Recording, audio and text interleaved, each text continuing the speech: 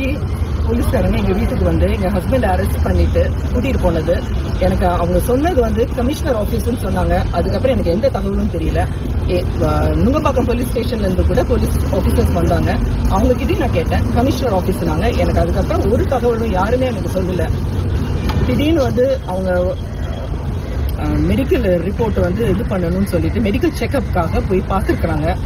அந்த ஹாஸ்பிட்டலில் வந்து பார்க்கும்போது அவங்க ஃபர்ஸ்ட் வந்து பிளட் ப்ரெஷர் செக் பண்ணி பார்த்தப்ப வந்து ரொம்ப ஹையாக இருந்திருக்கு. என்னடா இவ்வளோ ஹையாக இருக்கே ப்ரெஷர் அப்படின்னு சொல்லிட்டு அவங்க வந்து இசிஜி எடுத்து பார்த்துருக்குறாங்க. வேரியேஷன் ரொம்ப இதாக இருந்துருக்கு. எனக்கு வந்து பர்சனலாக ஐஓ வந்து என்கிட்ட என்ன சொன்னார்னா, இவருக்கு கார்டியாக் அரெஸ்ட் வந்திருக்குது, ஆனால் அவருக்கு அது பெயின்லெஸ்ஸாக இருந்தனால அவருக்கு அந்த பெயினை உணர முடியல இப்படின்னு சொல்றாங்க. அவங்க என்கிட்ட வந்து ஐஓ வந்து என்கிட்ட சொன்னார் அவரு. இது மட்டும் இல்லாம நான் இப்ப வந்து என்னை வந்து உள்ளார கூட விட மாட்டேங்கிறாங்க. ஒரு வைஃபா இதே பிரைவேட் ஹாஸ்பிட்டல் இருந்தா நான் என் ஹஸ்பண்ட் பக்கத்துல தானே உட்காந்துருப்பேன். நான் 41 பேர் வந்து கரூர்ல வந்து இறந்ததுக்காக ரொம்ப கஷ்டமா தான் இருக்குது எங்களுக்கு. எங்க ஹஸ்பண்டையும் ஒரு ஆளை சேர்த்துறாதீங்க ப்ளீஸ். என்னால இதுக்கப்புறம் முடியாது. Doctor itself has told that yes we had a cardiac arrest அப்படின்னு சொல்லிட்டு எனக்கே ரொம்ப கஷ்டமா இருக்குங்க. எனக்கே உடம்பு ரொம்ப முடியலங்க.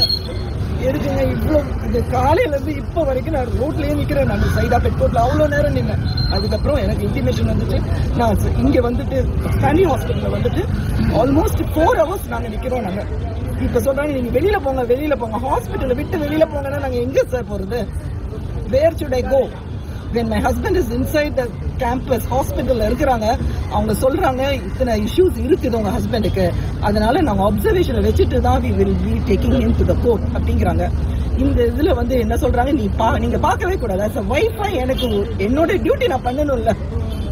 எல்லாருக்குமே அவங்க ஹஸ்பண்டுக்கு என்னென்ன பிரச்சனையோ அது கண்டிப்பா வந்து பண்ணணும் சார். ஒரு ஒய்ஃபோட டியூட்டி அது கூட என்ன பண்ண கூடாத அளவுக்கு எனக்கு அர்த்தம் பண்ணாது சார். தமிழ்நாடு கவர்மெண்ட் வந்து என்ன சப்போர்ட் பண்ணுவாங்கன்னு ரொம்ப நினைக்கிறேன் நான். என்னை எதுக்கு சார் இப்படி பண்றீங்க? காலையில இருந்து ஸ்டாண்டிங் ஓரளவுக்கு ஐ கேன் டாலரேட். நாங்கள் என்ன சார் இப்படி பண்ண எங்க ஹஸ்பண்ட் வந்து என்ன சார் வீடியோ எடுத்து ஒரு வீடியோவில் வந்து ஒரு பர்டிகுலர் டைம்ஸ் ஆஃப் இந்தியாவில் செப்டம்பர் 28 வந்து ஒரு ஆர்டிக்கல் வந்து வெர்பாட்டமா இங்கிலீஷ்ல இருந்தது, அது அப்படியே தமிழ்ல வந்து சொன்னதுதான் சார். வேற எந்த இதுவும் செய்யல. இந்த இதுக்காக கேஸ் போட்டிருக்காங்க. சரி ஓகே, நான் இப்ப அதெல்லாம் விட்டுருங்க, கேஸ் போட்டதெல்லாம் விட்டுருங்க. ஒருத்தருக்கு ஹெல்த் ப்ராப்ளமா இருக்குது, ஒருத்தருக்கு கார்டியாக் அரெஸ்டே இருந்திருக்குன்னு ஐஓ சொன்னாரு. எனக்கு டாக்டர்ஸ் என்கிட்ட சொல்லல, ஏன்னா டாக்டர்ஸ்ல என்கிட்ட பேச முடியாது. ஐஓவே என்கிட்ட சொன்னாரு he had a cardiac arrest and that was painless-ஆ வந்திருக்கு அவருக்கு, அவருக்கே அது அறியாம வந்திருக்குது அப்படின்னு சொல்லும்போது ஒரு வைஃப் வந்து கூட நிக்க கூடாதுங்கிறது வந்து எவ்வளவு பெரிய இதோட ஒரு பனிஷ்மெண்ட் எப்படி சார் கிடைக்கும்? யாருக்கு கிடைக்கும்? நான் என்ன சார், நாங்க என்ன சார், நாங்க பிரைவேட் ஹாஸ்பிட்டல்ல கூட்டிட்டு போயிருக்கலாம் இல்ல சார்? நாங்க வரவே கூடாது. நீங்க ஹாஸ்பிட்டல் விட்டு வெளியில நில்லுங்க, அவுட் ஆஃப் த கேம்பஸ் நில்லுங்கன்னு சொன்னாங்க. என்ன பண்றது? அவுட் ஆஃப் த கேம்பஸ் நில்லுங்க. நீங்க யூ ஆர் நாட் எலிஜிபிள்னு சொன்னா நீங்க as a wife I have got every right, citizen of India, citizen, தமிழ்நாட்டில் இருக்கிற, நான் தமிழ்நாட்டில் வாழ்றேன் சார், எனக்கு எல்லா ரைட்ஸும் இருக்கு சார். ஒரு ஹஸ்பண்டை பார்க்கக்கூடிய எல்லா உரிமையும் எனக்கு இருக்குது. என்ன நீங்க வெளியில போன்னு சொல்றாங்க. இதை வேணா என்ன சொன்னா எனக்கு அழுக முடியல. எனக்கு இதுக்கப்புறம் தமிழ்நாடு இந்த அளவுக்கு வந்து என்ன வந்து ஹெல்ப் பண்ணுவாங்கன்னு நினைக்கிறேன். ப்ளீஸ் என்ன ப்ராமிஸ் பண்ண சொல்லுங்க. I want to go and meet my husband.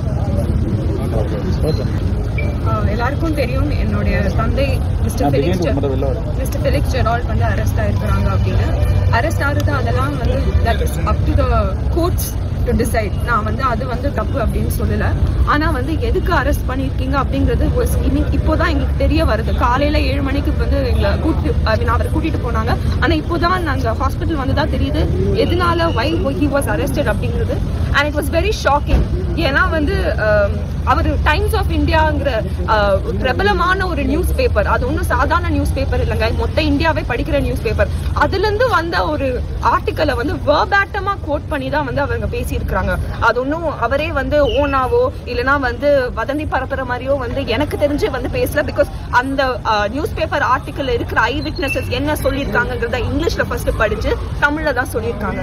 So வந்து இது எப்படி வந்து நம்ம எடுத்துக்கிறது அப்படிங்கிறது தெரியல. We only place our trust in the democracy, in justice and in God. We hope that the courts and the police will do justice to us. Thank you. Madam, உங்க advocate இந்த தரப்பை வந்து கோர்ட்ல வச்சாங்களா மேடம்? இல்லங்க, அவங்க கோர்ட்டுக்கே இன்னும் கூட்டிட்டு போகல, இன்னும் கூட்டிட்டே போலங்க. இவ்வளோ நேரம் வந்து இப்பதான் 5 மணிக்கு தான் வந்து ஹாஸ்பிட்டலுக்கே வந்திருக்காங்க. கார்டியாக் அரெஸ்ட்னு சொல்லியிருக்காங்க. அப்போ இது எங்களுக்கு எப்படி இருக்கும்? ஸோ இவ்வளோ நேரம் வந்து he still not produced in the court. So and 24 hours observationல இருக்கணும் அப்படின்னு சொல்றாங்க. ஒரு டாட்டராக வந்து இது வந்து இதை விட ஒரு துயரம் கொடுக்குற ஒரு சம்பவம் வந்து என்னவா இருக்கும்? I'm just 23 years old. I have a brother who's 19 years old. எங்கள் அப்பா வந்து அப்படி என்ன பெரிய குற்றம் செஞ்சுருக்காங்க அப்படிங்கிறது எனக்கு இன்னும் தெரியல. I hope that I only place my trust in the justice system. I believe that I live in a democracy. I believe that I live in an India that is democratic, and I only place my trust in this country. Thank you. Elizabeth F. Jane.